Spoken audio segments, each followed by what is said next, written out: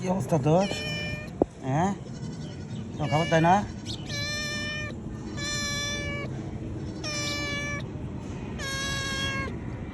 কি হয়েছে তোর?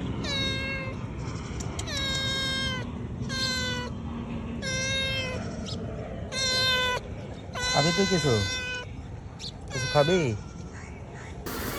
তুই একটু দাঁড়া, আমি তোর জন্য দুধ নিয়ে আসি। এক প্যাকেট দুধ নিয়ে এসে দেখি খাইলে ওর ঠান্ডা হয় কিনা। আসলে এইসব প্রাণীগুলো আসলে কোথা থেকে আসে জানি না, কিন্তু এরা তো খুব ক্ষুধার্ত। ওর মারা একটা সময় তো আসলে ওদের ছেড়ে চলে যায়।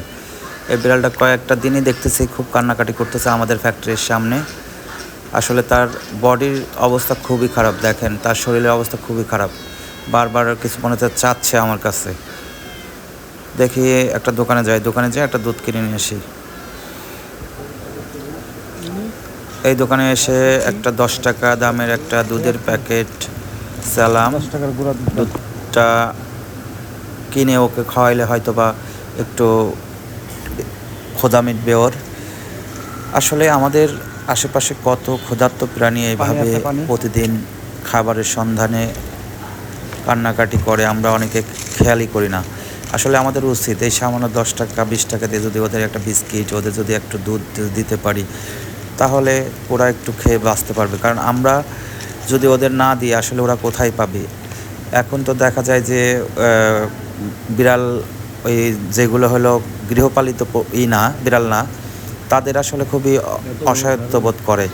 আসলে কে কোন জায়গায় খাবার ফেলায় রাখে, তাই না?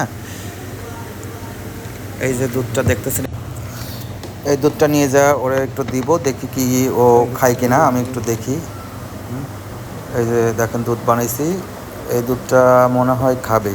ও খায়, মানে আমার কাছে যেটা মনে হচ্ছে যে ও এখন এটা খাইলে পারো একটু ওর মনে ভালো হবে। আবার এই দুধ খাবে কিনা সেটাও আমি জানি না, কারণ এটা প্যাকেটের দুধ। হয়তো বা প্যাকেটের দুধ খায় কিনা, আমি আগে তো কখনো বিড়ালের এভাবে খাওয়ানো হয়নি। তারপরেও সামনে দিয়ে দেখি ও খায় কিনা। এই নে নে, খা খা খা খা। ও মা, খাচ্ছে তো, ও তো পাগল হয়ে গেছে, এরকম একটা অবস্থা। এই দেখেন খাচ্ছে। আসলে ওরা প্রচণ্ড আসলে ক্ষুধার্ত তো, এখন যা দিবেন তাই খাবে, এরকম একটা অবস্থা। কীভাবে খাচ্ছে দেখছেন? আসলে বিড়ালের অবস্থা কী তাই দেখেন, শরীরের অবস্থা। হয়তো ওর মা অনেক দিন আগে ওকে ছেড়ে চলে গেছে, এটা ওটা ঝোটা টোটা খেয়ে হয়তো বা কোনো রকম হয়তো বেঁচে আছে। আর ফ্যাক্টরির সামনে থাকার কারণে হয়তো এরকম হতে পারে যে আমরা অনেক রকমের খাবার বানাই, দেখা যায় যে তার ওয়েস্টেজ এদিক ওদিক অনেক সময় পড়ে থাকে।